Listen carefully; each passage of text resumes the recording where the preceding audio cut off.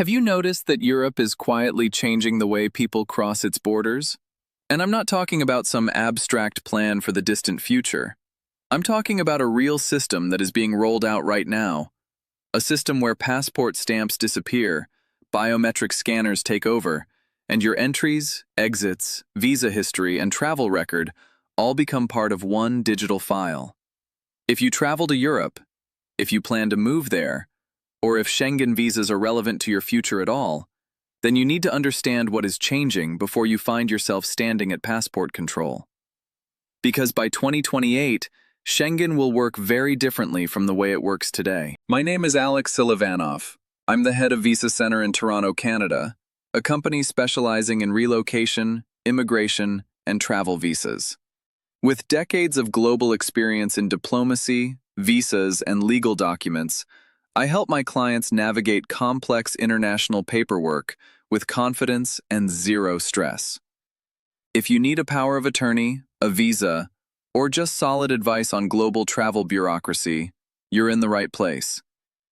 And today, I want to explain, in plain language, what exactly is changing in the European visa and border system, and what it means for you personally.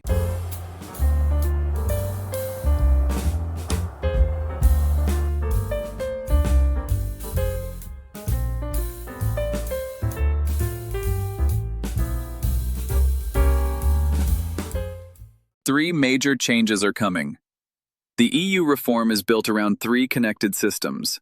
They are being introduced step by step, but together they create one new reality.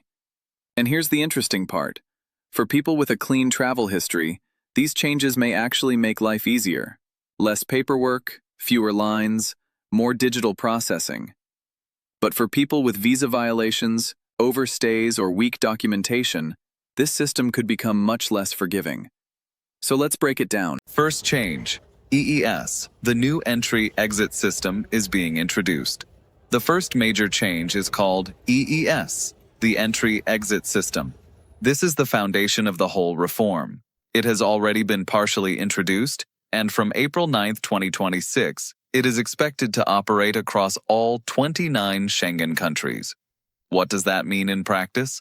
The first time you enter Schengen after the system is active, you will most likely be asked to scan your passport, provide 4 fingerprints, and have your photo taken. After that, the system stores your biometric record and recognizes you in future travel. And here is one of the biggest changes. Passport stamps will no longer matter. In fact, physical stamps are being replaced by automatic digital tracking. Instead of a border officer looking through your passport and counting days by hand, the system will calculate your stay automatically under the 90-180 rule. That means no more than 90 days in Schengen within any 180-day period. And unlike a human officer, the system does not guess, does not miss a stamp, and does not make casual counting mistakes. So if someone has already overstayed in the past, or broken the 90-180 rule, that becomes much easier to detect.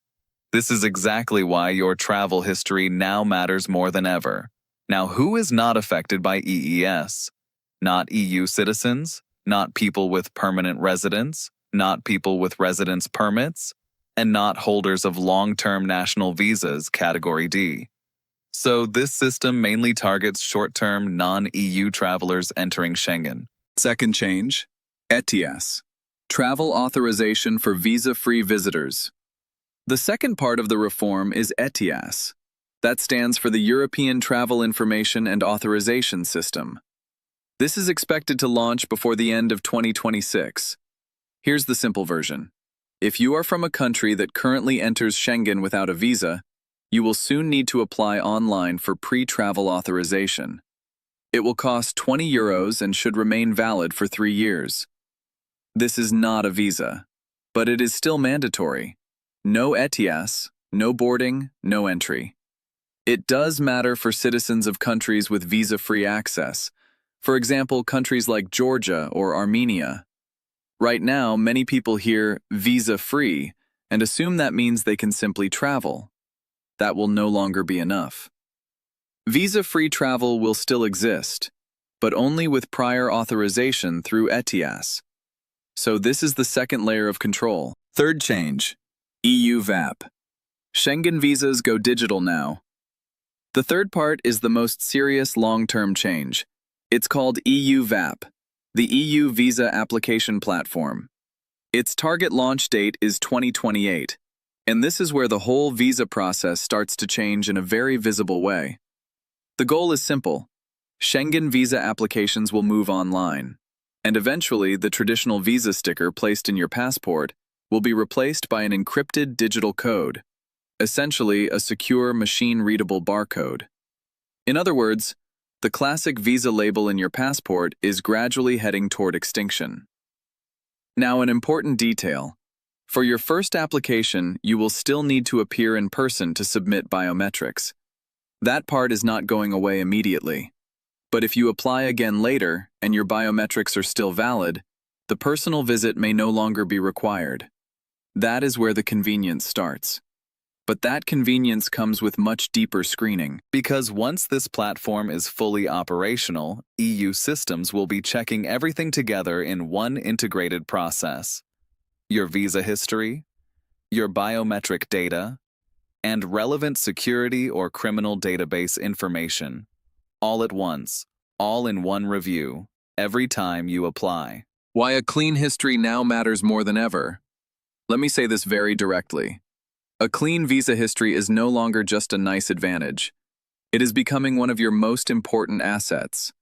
If you have always followed the rules, these reforms may actually work in your favor. Future travel could become faster, easier, and more predictable. But if you have ever overstayed, violated the 90-180 rule, or received a visa refusal, then a connected digital system makes those issues much harder to hide, explain away, or bypass. This is the real meaning of the reform. The system is becoming more convenient for compliant travelers, and much stricter for everyone else. Now, let me answer the 3 questions I get most often on this topic. Question 1. Is it dangerous for the EU to store my biometric data? This is a fair question. The data is supposed to be stored in encrypted form within EU LISA, the European agency that manages large-scale IT systems. According to the official framework, this data is not meant to be shared with third countries. The retention period is generally tied to your last exit from Schengen, and the system is governed by GDPR, Europe's data protection law. So legally, this is not being presented as an informal promise. It is structured as part of the EU's formal data protection regime. Question 2. If everything goes online, does that mean I'll never need to visit a consulate? Not quite. For the first visa application, you should still expect a personal visit for biometrics. That remains essential. But for repeat applications, if your data is still valid, the process should become much more remote. That is the direction. Full online visa processing is expected only once EU VAP is fully launched. Question 3. What if all this gets delayed again? Also a fair question. Yes, parts of this reform have been delayed before, that is true. But the broader direction is already clear. The EU is moving toward a fully digital border and visa system. Specific dates may shift, timelines may move, but the overall policy direction is no longer in doubt. And there is one more important political point.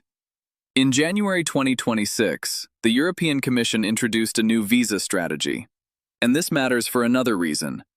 The new strategy openly allows the EU to introduce restrictive visa measures in response to what it describes as hostile actions by third countries affecting EU security. In practical terms, this means that visa policy can become tighter and do so faster. We have already seen the climate becoming more restrictive, and under the new mechanism, additional limitations can be introduced more quickly and with less political resistance inside the EU system. That does not automatically mean a total visa ban, but it does mean the EU now has a clearer structure for tightening policy when it wants to. And if you are from a country that may be affected by that political climate, your strategy matters even more. Where you apply, why you are traveling, and what your visa history looks like, all of that becomes more important. This is no longer a one-size-fits-all situation. It is individual. Here is the final takeaway. So what is the main conclusion? Very simple. The European Union is building one digital ecosystem for borders and visas. EES records every entry and exit. ETIAS controls visa-free travel through pre-authorization. EU VAP moves visa applications online. 3 systems, 1 principle. Your travel history, your visa behavior, and your biometrics are all becoming part of one connected structure. And the cleaner your record is, the easier your future travel is likely to be.